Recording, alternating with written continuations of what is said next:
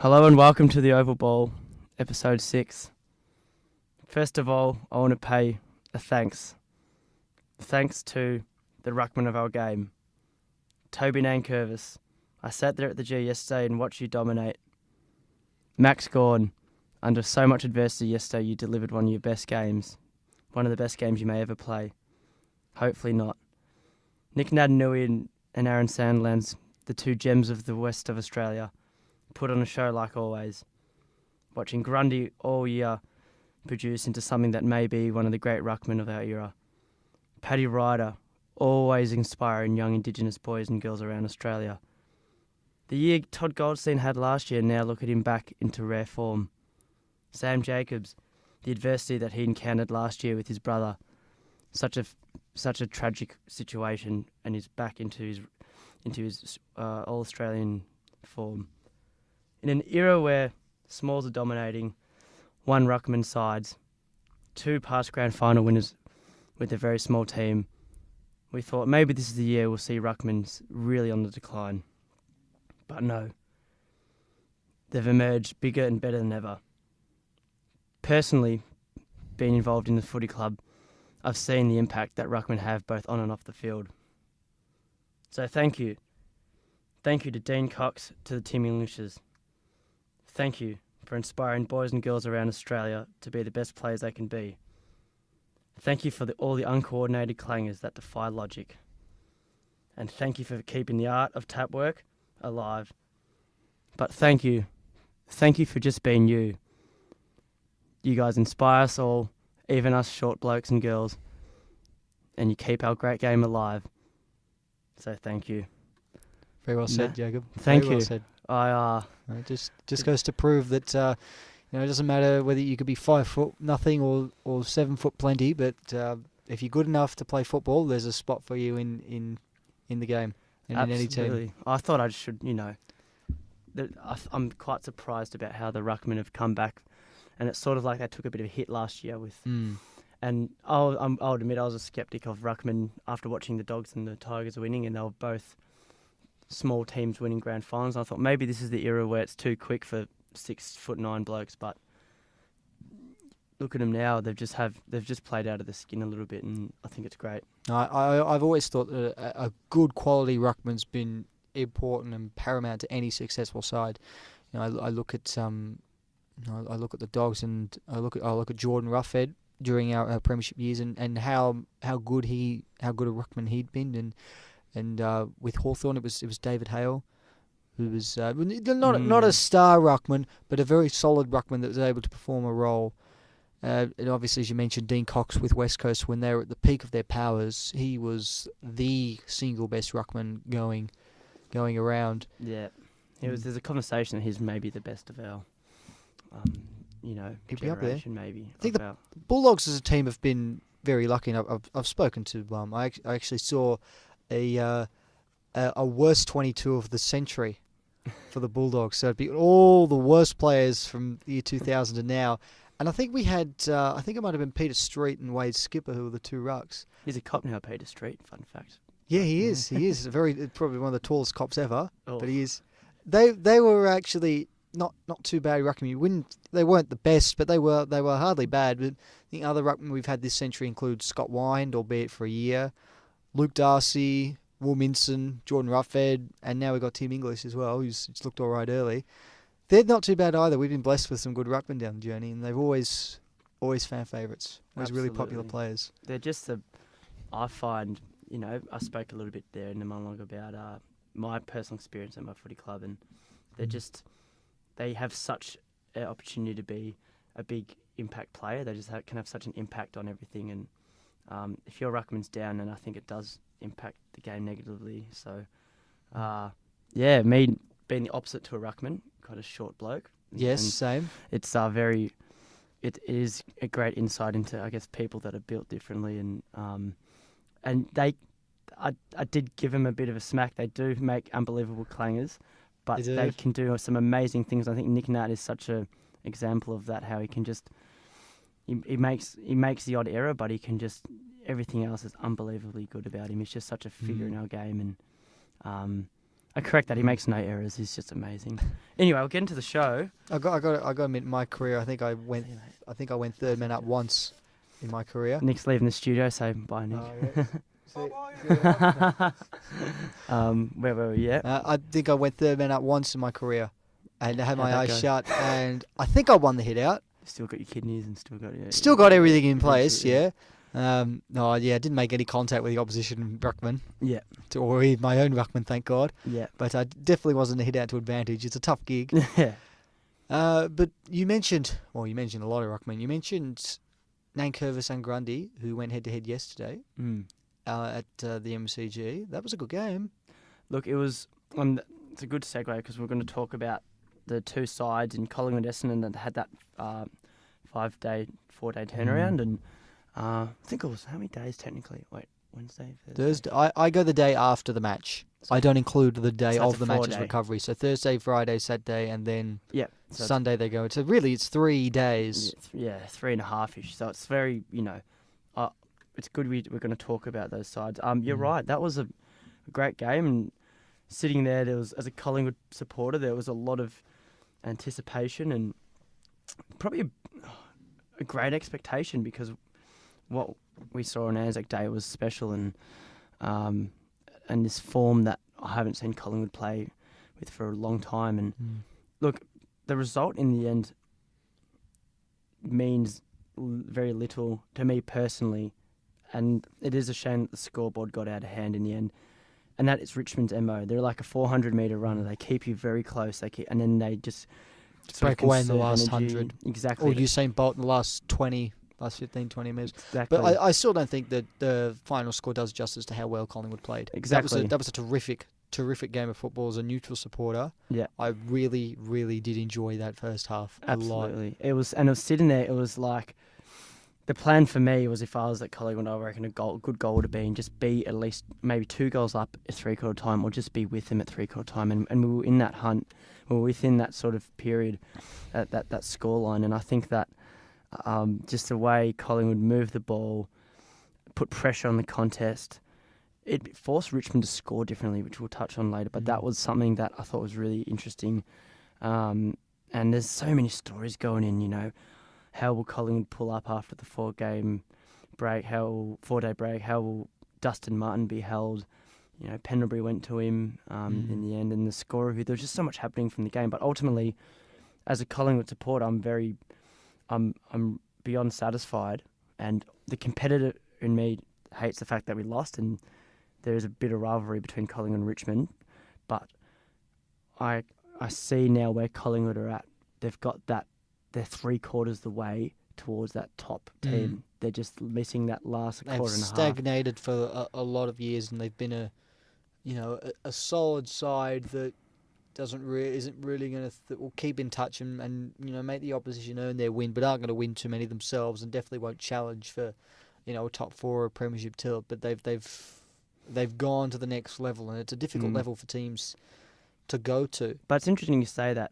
But I think you say that perhaps we won't contend for that. And I'm not going to say that we're going to win the premiership or make the top 4. But I think in this open era, the style of play suits the open era where you can score heavily, and our handballs create a lot of scoring opportunities, and that whole adage of defend by getting the ball, sort of. I think that It's a lot easier to defend yeah, when you've got the ball. exactly. So I think I'm not going to put any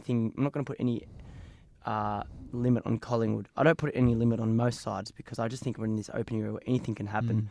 Will we make top 4?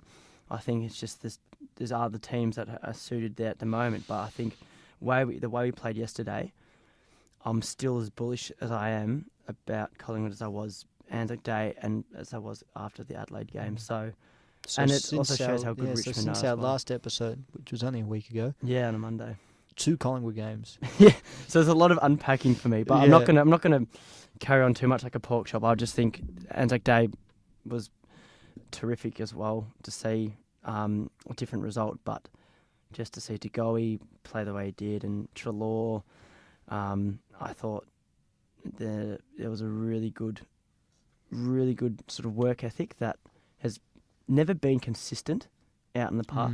But I think it was consistently there for 2 games within 5 days, and I think that's extraordinary, and it shows a lot. But there's another team that's in Broad within this 5-day break, and it is the Essendon Football Club, and they've had quite a different journey over the past 5 days. Touted what do you think about it? as top 4 candidates, premiership fancies, definitely not premiership certainties, but a lot of people had them in the talks of the premiership race at the start of the season. Certainly, I thought they were going to be a bit better than they are. I was a bit scared, to be honest, but wow, what a drop off it's been. 2 and 4 they are now. I'm trying to recall. So their 2 wins are against the South Australian teams at Etihad. They beat Adelaide in a come from behind match, and they beat Port Adelaide, who aren't any Harlem Globetrotters either at the moment. In particularly on the road. On the road, but no, they're definitely not in the premiership conversation at all. Maybe might play a final, but we'll have to wait and see on that one. They're in a lot of trouble though, Essendon. I don't know what's gone wrong, but they've just fallen completely off the rails. I think it's the interesting thing about this, and if I was an Essendon supporter, I'd be most upset about is that there's a big focus on defence in the off-season. So last year they looked like a lot was going for them. They looked so good with the ball, uncontested marks. A really freewheeling side and an attacking side. But there was they wanted to win games by scoring more points than the opposition. Exactly, which isn't proven to be effective over time. So then they thought, well, you can score 100 points, but they can also score. So what do? We're going to defend and we're going to tackle more when we don't have the ball. And that looked like the natural progression into the next season. And then they got, Devon Smith, who's a defensive-minded mid/forward. Stringer can lay a hard tackle. Sard can split the lines. But it looks now that they're still lacking that defence. And at the moment, I think it's even worse, which is a really concerning thing. And I'm not going to catastrophize and say, they're in a shocking spot. But it's perplexing that there's such an emphasis on defence in the off-season, and they've announced that publicly. And whereas their playing level is nowhere near the defensive standard that it should be. Well, so I'm a bit confused. You look at those 3 players they brought in, and it's not just about those 3 players, but you just mentioned them. I see them very differently. I see Jake Stringer as a player that wants the ball to come to him rather than he go get the ball himself. Oh, yeah. I don't see him as one that's overly defensively minded. And I remember when they played him or wanted to play him in the midfield, I always thought that was going to be an issue because his lack of two-way running is going to hurt him. Yeah, be fine when they're going forward, but when they've got to go back and track back and defend, he's going to be completely lost.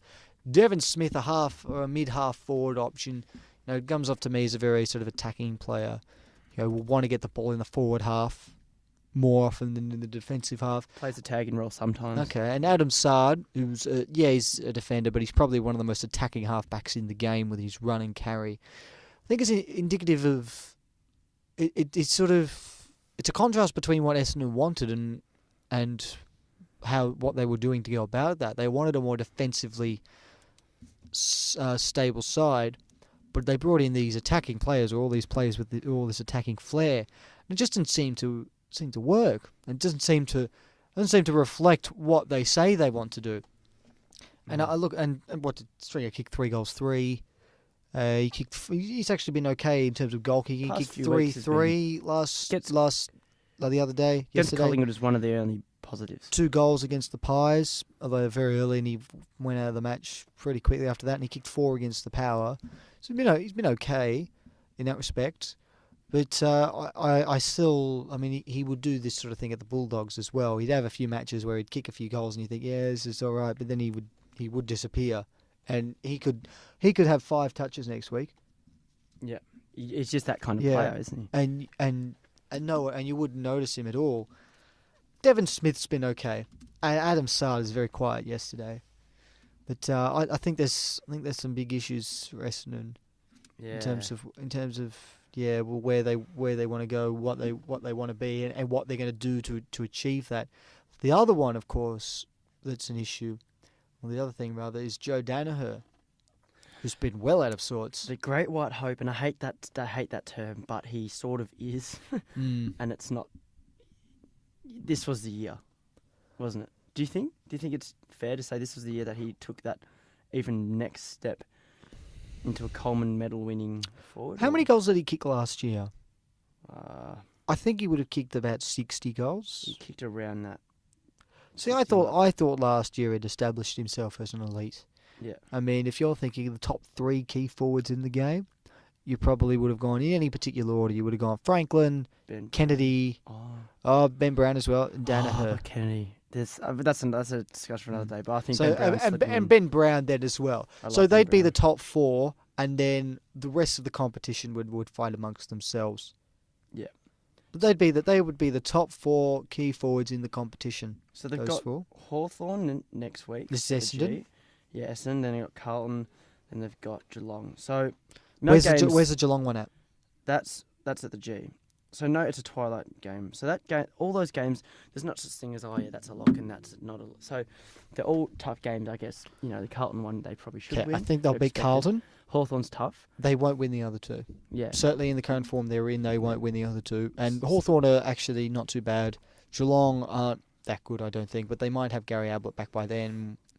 So they should. Geelong should win that one. But I think 1 in the next 3 for Essendon, and then you're looking at 3 and 6. Yeah. And I mean, it's going to be hard to make fun of. It's never good when you're 3 and 6 unless you're Sydney. But hey, Sydney. We're going to talk quickly and just briefly about the Fremantle story that's broken an hour and a bit ago. Mm-hmm. And we're not going to. I mean, we're just learning the facts as it's rolling through now. So we're not going to divulge too much about it, and we're not going to bang on too much about it. But it was reported that there was a sexual harassment situation at Fremantle last year at a function. No, it was 2012. 2012. The complaint was made last year. So do you know the facts on more than I do? I'm not going to speculate and go off and profess to claim I know everything because I don't. But there was something said by. So Ross Lyon. Okay, so allegedly we're going to use that word. Yeah, allegedly, cover our asses. Ross Lyon made a comment about the attire of a female staffer at a social function, a Fremantle social function. So this woman was working with Fremantle in 2012, and then this woman made a complaint to a relevant governing body whose name has escaped me. It's in that article in 2017, so last year, and Fremantle investigated it and they cleared Ross Lyon of any wrongdoing, and that's pretty much the crux of the story. Yeah, and he's received a payment it's a low 5-figure payment. Yeah, I believe, and the payout was to. Yeah, low 5-figure sum came as a result of the incident at the club Christmas function. So the pay, just to make it clear as much as we can, the payout was made to the complainant, or was it made? I thought it was made to Ross Lyon. I can't remember. Yeah. I just know that there was a payment made to someone. Gee, murky waters at Fremantle. I know this. Does mask what was a pretty good game yesterday, though. It does. Before we get into that, though, just on if there is any payout of sorts, or any, we've heard murmurs of hush money and just stuff like that. And if that is the case, if it is, I'm not saying it is, but if, then it is I think Jared Whaley used the word diabolical. I think it's in the era we're living in sport and how inclusive it is now, and how many big steps we've taken in the past few years about introducing women to the game, it's just, that would be horrendous. But hey, we don't really know too much, so again, we're not gonna be massive news breakers about this one and carry on about it. No, I think it was made to the complainant. Yeah. I think the payment was. So that's what's been alleged. Although this doesn't feel like a hush money might be just situation. Compensation. Possibly, yeah, because you look at because when you read the article, you look at Work Cover was the name of the company that the woman lodged the complaint to. So it feels like it's gone through all the relevant process. Again, I don't want to speculate too much because I'm Yeah. not completely on top of this story. But no, it just doesn't feel like hush money. Yeah. But I'm not sure what it is if it's not. Yeah. I'm just telling you what I know from what I've read from reliable sources. That's what you've said is exactly what we're reading from this reliable source now. So it's nothing too new to me in what I've heard and what everyone else has heard. So Good. yeah, we hopefully that situation. I don't think it's going to impact their season at all. It was a really. long time ago. It was a long time ago. So that always helps the timeline. But as you said a few moments ago, I got home from the G and watched the last 10 minutes of that game and the Derby. How they pronounce it? I say Derby. It's one of the two. They get. I think Perthonians say Derby. That's not even a term. They get really. Some of them get personal about it, but it's like Palmer and Palmy. No, I can't even say that word. Yeah, Palmy's. What the hell is that? It shouldn't be allowed. That's and if it's said in a pub and I was a publican, I would refuse to serve that person. That's slang for the Palmerston Hotel in Melbourne, where there's a painting of Jack Collins, the one and only, out the front. Have a Palmer at the Palmy. That's the early. That's what it is. That's people just confusing the meal for the Melbourne pub. Yeah. The just in the South Bank area. Nah, I think it's worse than that. I think people are just getting it confused. We'll give them the benefit of the doubt. Yeah, Jacob. But the Derby or Derby or whatever you want to call it, Derby was a sensational game of football in my opinion. I thought that both sides really threw a lot at it. West Coast had the ascendancy for most of the game. Started well though, Fremantle. Started well, and it was 4-1 at quarter time. Yeah, and then after that, it was sort of a bit more even. But Josh Kennedy broke the record for all-time leading Eagles goal kicker. Fife let me down in Supercoach. Thanks. Fife missed a critical goal late, but it's just one of those dramatic games of football. And what a game! What a first-off game at the Optus Oval. He was on 50 points at quarter time. Fife. I'm thinking, here we go. Yeah, here we go. This will be good. He only got to 114 in the end. He's a sensational player, though. He's terrific. Neil was outstanding. What happened to Walters? I saw him in the injured early. He looks like he had some discomfort in his knee, his left knee, I believe, which had already been strapped. And he did that the first quarter, and he came off, and knee. It's a medial ligament or something, so it should keep him out for a few weeks. Unfortunately, could be a month for Fremantle. Yeah, now.com because he's exceptionally gifted forward. Very important to the very Dockers. Underrated, especially. He's the victim of his interstateness because it's over. If he played for a Melbourne club, then people would be raving about him. Yeah. He's a very, very good player. Dynamic is a good word to describe him. Probably can help though, because we look at someone up at Brisbane like Dane Zorko. Now, if he was playing for a Victorian club, he'd be under all sorts of media scrutiny at the moment because he's had a dreadful start of the season. He's had, and it's this whole tagging thing. And I remember Rory Sloane last year. I don't know. He didn't have a dreadful season, but he was going super well. And then someone started tagging him every week, and then it just shows how great certain players are that still perform super well whilst being tagged. Dustin Martin's an example of that, and Jardine. But you're right. He was well held though, Dustin Martin, by Pendlebury on the week. And I loved that. I thought it was selfless and great coaching, great captain's call, whatever by a captain's call by Tony Abbott. No, don't get me started on Mr. Big Ears. But he probably goes for the St Kilda Roosters or something. Probably doesn't even know what AFL is. But there we go. I did sneak in a little Tony Abbott jab in somewhere in the show. Is that not Turnbull? But yeah, I heard he's backing the Adelaide Cats to win it this year. Oh, politicians! They carry. The Greater Western Sydney Sharks. That's the one. Bad. See, that's the one. You got it right in the end, Matt. Go GWS Sharks. Yeah, go the Sharks. Grand final staying put at 2:30. Thoughts? Breaking news: AFL apply common sense to situation. Look, I wouldn't have been totally against the idea because I've seen how well the NRL have done it, and it means the entertainment it gets more of a media time slot spotlight. No. This is a cash grab and it is nothing more than an excuse to use fancy lights and fireworks. There is nothing wrong with a day grand final at 2:30, so why would you change it? Nah. There's no reason for it at all. I'm not saying there's nothing wrong. Nothing been wrong, and I'll put my point forward that I do like. I'm in favour of it staying at 2:30, but compared to some of the stuff that's been suggested with AFL grand finals and certain match day event logistics, I thought this wasn't a half bad idea compared to it. So, No. but no, look, it's a great day. I mean, we've both been to it. You get there in the morning, sort of mid morning. Amazing to think I've been to a grand final. I actually still can't believe I went. You've been to one of the most dramatic, emotional grand finals in history. The best grand final ever in the history of the game. I know about best, but Well, it's definitely an emotional up one. there. I've been to 3 in 2 years during that Collingwood draw fiasco and then the Geelong grand final, and it's just such a good day. You get there, you're excited. It's mid morning, and then you get a beer maybe at one of the pubs in the ground, and then you have something to eat. Then you watch a bit of entertainment, pre-game entertainment.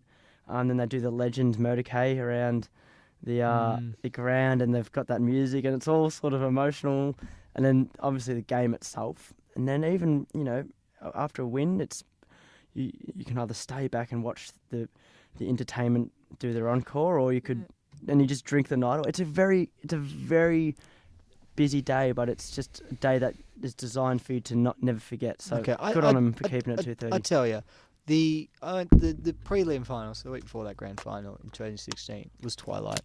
Dogs Giants. I went, and I got to tell you, it was one of the most special nights of my life.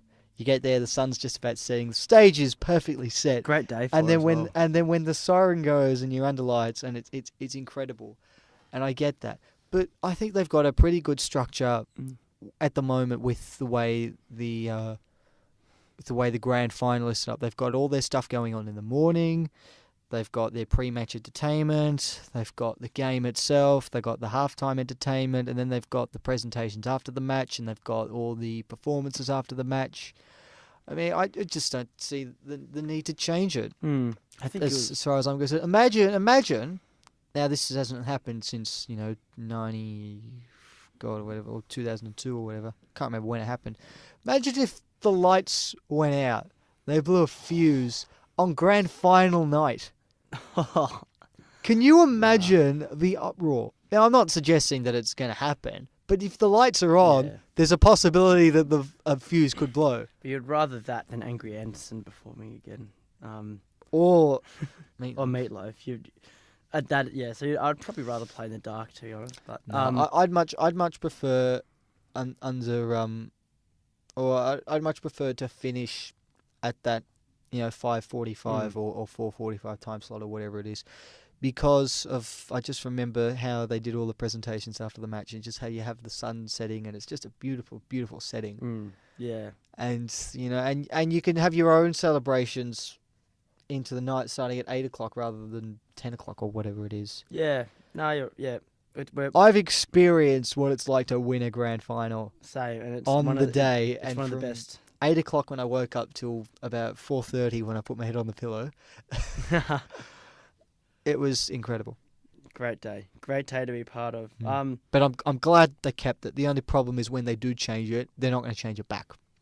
Yeah, you're right. Which so is it's sort of like when it's it's inevitable. But I'm glad to have seen it kept for at least another year. Yeah, I don't think it was a short-lived idea compared to some of them. I think there's some real traction behind it, just because the NRL do it super well. But we're not the NRL, mate. We're the AFL. I don't understand. I mean, what the issue is. I mean, I see the most important aspect or the most important group of people in this competition to be the fans, not the clubs, the players, the coaches, the boards. Well, they fund the competition. Yeah, the players that play, the coaches that coach, the administrators that administrate at club level and at AFL level, they'll come and go. CEOs will change all the time. The supporters will always stay the same. They're the ones that make the game what it is. They're the ones that pay for the memberships. They're the ones that go to the games. They buy the records. They buy the badges. They buy the food at the ground. They are the ones that fund the game ultimately. So if you had an entity to please, other than the sponsors, they're a different one. But it'd be... Actually, no, you'd rather please the fans than over anyone else because you're right. They what Well, if fans create okay, well, build the take atmosphere. it this way. Carlton zipping 6. PR nightmare at Carlton. I mean, how many Carlton supporters will actually want to go and watch their team play? They're gonna get smashed. They know they're gonna get smashed. But if they're 6 and zip, they're gonna want to go. So if you keep the fans happy, the fans turn up. Now, if you do something that no fan wants, do you reckon the fans are gonna like that? Do you reckon the fans are gonna go, yeah, let's do this? No, some will do it because they'll just like me. You'll just go to the football no matter rain, hail, or shine, whether your team's first or last, whether the grand final's at 2 in the afternoon or 2 in the morning. Doesn't matter. You'll still go, but it's just for the not quite diehard supporters. So this is for those that have a team and that go to some games, but aren't completely nuts about it like you or I are. Yeah. I just and there's the whole state of origin thing. Oh, we can't do that because the players don't want it, but the players don't want a night grand final either. No. So appeasing different groups for different situations, and I'm just not a fan of it. You've got to please you've got to decide who are the most important group, and you've got to do what they want. I'll tell you what. I'm sorry, I went Essendon. on too long there. No, it's all right. We're because I think because we both experienced the day, we both have a strong opinion on it. Interesting yesterday, Essendon Melbourne, this incident between Max Gawn and an Essendon fan. We don't know if he's a member or just definitely Essendon supporter, but we don't know where he lies with his membership. Can confirm he's not a mate of mine. Good. I know I can get a little nutty on this podcast sometimes, but he's not one of my mates, so that's all right. I looked at the incident and I mean the bloke is a victim of great photography. There's a really great shot that's actually not great; it's horrendous. It's a great shot, but you know what I mean. It just shows this guy looking like just such an irate, crazy person, and then it's got Max Gawn's back of head. So it doesn't paint a good picture on this particular fella. Actually, I did have someone that was sitting nearby who heard the conversation. Cool. Okay. Texted it through to me. The guy said, Oh. so this is the supporter. He said, "Are you going to kick a banana or a drop punt?" I actually thought we had a massive story. This has been the biggest grab of the Overball's history. And I just did that to you. I'm sorry, I couldn't help myself. That's what he asked him. Are you going to kick a banana or a drop punt? Oh my god. And Gord said, "Not sure." Oh yeah, that's exactly what the tone of the conversation looked like. But boy, was it a bit of an ugly situation. What do you think? There's anything? Do you think action should be taken in this case? Should this particular supporter be sanctioned a little bit? Should it be banned or? Yeah, I mean, there's nothing wrong with hurling a bit of abuse at players, given it's within the political. Yeah, I mean, of course, yeah. I mean, you've got to be, you've got to have obviously understand the boundaries. Yeah. But if I was, let's say, often when a player's kicking for goal, I might scream out, "You really want to win? Don't hit the post." That's what I say. I'm not really good at the banter. Yeah. You really wouldn't want to miss one. Don't hit the post. It's too far, man. Yeah, I know. I've written a couple of apologies when I've said things like that. It's chewy on your boot. Yeah. Don't miss it. Hey, don't hit the post. Last time I checked, I read this thing in a book that you have to kick it between the posts. You deal. No, it's too far. It's way too far. That's what I do, but obviously you can't go over the top, and not in terms of just what you say, but also how you say it. And I don't think that guy was asking him what sort of kick he's going to make. He was going a bit. He wasn't more asking if you wanted to get a coffee. No, it was very aggressive. Yeah, and I think there should certainly be some form of sanction handed out because the players are owed a duty of care to an extent as well. Well, in the workplace, if that happened to you, you would complain, wouldn't you? If someone went off at you, someone's like that. leaning over their desk into your personal space and shouting abuse at you. And I know it's a stretch between a call centre office job and an AFL footballer on Etihad Stadium, but Max Gawn is still owed a duty of care. Exactly. I mean, it doesn't matter what the workplace is. If it's falling into the fence, getting meat pie thrown at you, getting that, you're right. There's a duty of care. It actually reminds me of an incident in 1954. A very poignant year in our history. Yeah. And I already mentioned him. I might have mentioned him once. Jack Collins. Yeah. He was down at Princes Park. Yeah. It's Carlton. He'd kicked 9 goals to half time already. 9 goals after. Yeah, he was a sharpshooter, Jack. Yeah. And one Carlton supporter decided he'd had enough of seeing Collins kick goals and threw a glass bottle at him. See, if that happened... If that happened today, not that they're allowed to bring glass bottles into the ground for a starter, but yeah, I suspect that one would firstly be caught on camera, and secondly, yeah, he wouldn't be going to too many more games. He wouldn't be going to amateur football as well. He's just going to be banned. Might explain why they put Jack Collins in the ruck in the second half. Maybe just they say it was because Harvey Stevens or someone got injured, but I think it was just to get him as far over the ground as possible. You have to be a pretty good throw to hit him with a glass bottle when he's in the middle of the ground. Wowee. For me, I just think that you could talk about the impact it has on Gawn, and he did kick the goal in the end, so it had very little impact on him. But so it turns out he was going to kick a banana. Yeah, that's the answer to that guy's question. But I think just being a spectator, there's kids as well that you have to protect, and kids are the next generation. It's not a good look for kids either. Exactly. I mean, you want to protect them. All jokes aside, as much as I couldn't help myself, I really am sorry about that. No, that's good. Yeah, that's a bad example. I mean, you can go and have a bit of a go at players. Yeah, and everyone does, but there's this guy just. There's nothing wrong with it. Some players actually don't mind it, but there's a line, and this individual has well and truly crossed it. He went a bit overboard, this young mate. Going to play Premiership race. Race. Okay, yes. This game again. Did I brief you about that one, or did I just bypass No, that? no. You briefed me about it. I just remember we've done a bit of talking about it this year. So who's in your Premiership race? Don't think I put in West Coast yet, and there's someone that have surprised me. And I touted them to be lower on the ladder this year, and they're obviously not that side that I thought they'll be. They're a lot better. And will they win the grand final? I know it's called Premiership race. Don't think they're my favourite to win the Premiership, but they're definitely putting themselves in the right position. I think they're second on the ladder, second or third. They are definitely in the top 4. I was just actually going to look at that myself. They're second, second on the ladder, behind Richmond. So what's that 5-1 record? So who is their one loss to then? They lost to Sydney in round 1.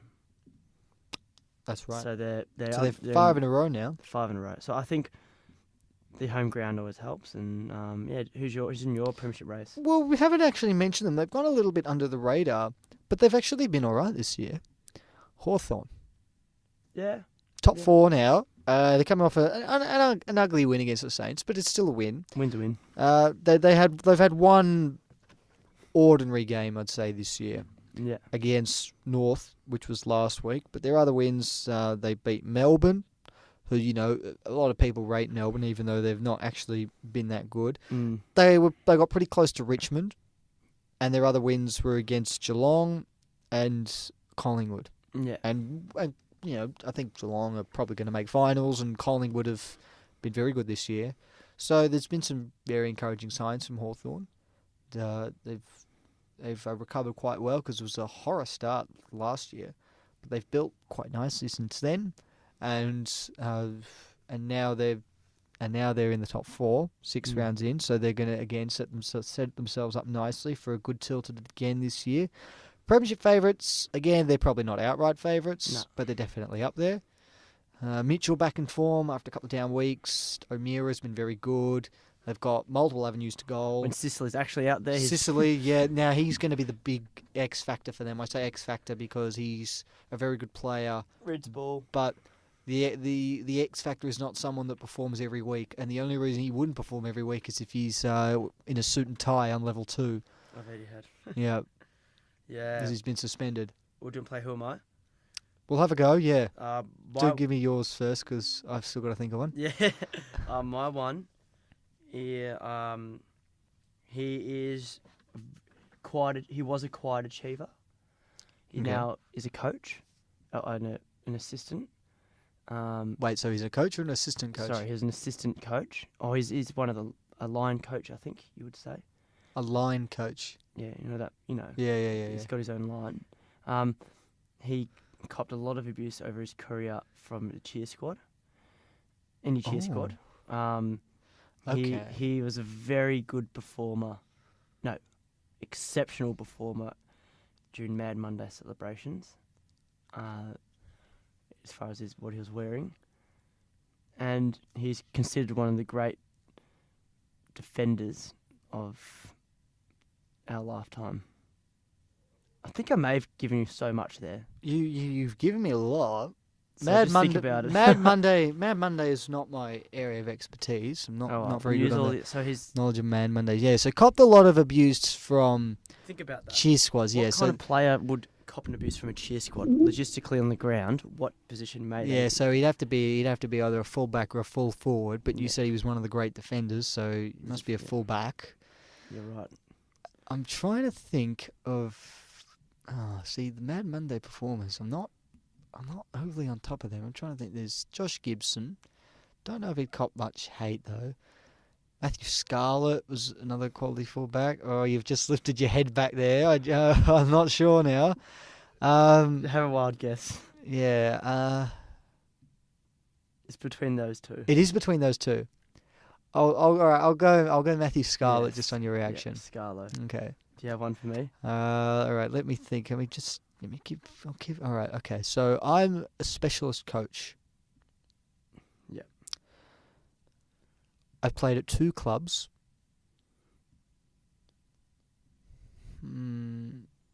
I had a successful career in another sport. So, yeah, So that's- I had sex. I had a successful Successful. career at another sport. I'm a long kick.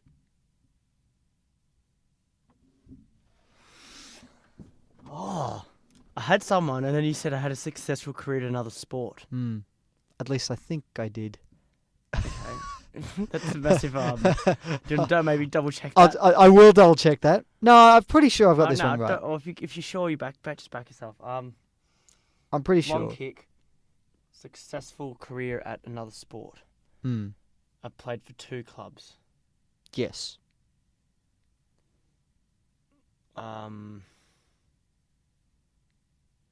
It's not Trent McKenzie from the No. plays for Port. I don't think he plays another sport. Trent McKenzie, does he play for Port Adelaide Yeah, now? he does now. Yeah. Does Played he really? First game last week. I had no idea. No, it's not Um, him. I was right about the other sport. Who is it? Oh, Specialist I'm coach. so bad. There's a specialist coach. Yeah. Oh. So I just wasted that because I said I forgot the specialist coach part. Yeah. Specialist Specialist coach, 2 clubs, successful at another sport, long kick.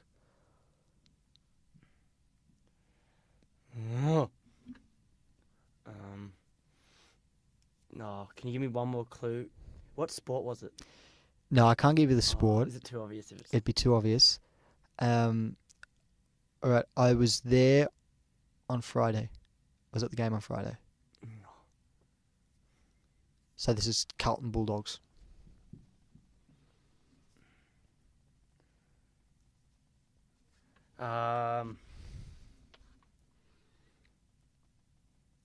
Oh. No. No, don't have it. God, I'm bad at this segment. I'll You- just you- say I'll put me out of my I'll misery. look at Put the- no the I'll view- look at the his list- Wikipedia page and see if I can find anything else. I won't tell you the Some listeners are probably screaming. screaming at it out. Okay, what if I told you the 2 clubs he played for? me. Yeah, but I mean, I might get it, but You might. Collingwood and North Melbourne. You should Oh. get it. Collingwood first and then North Melbourne.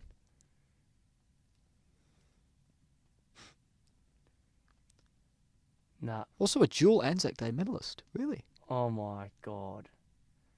Mark McGough, no. Mark McGough, not quite. Dual Anzac Day medalist. Yeah. And he was Collingwood's leading goal kicker for what, 7 years in a row?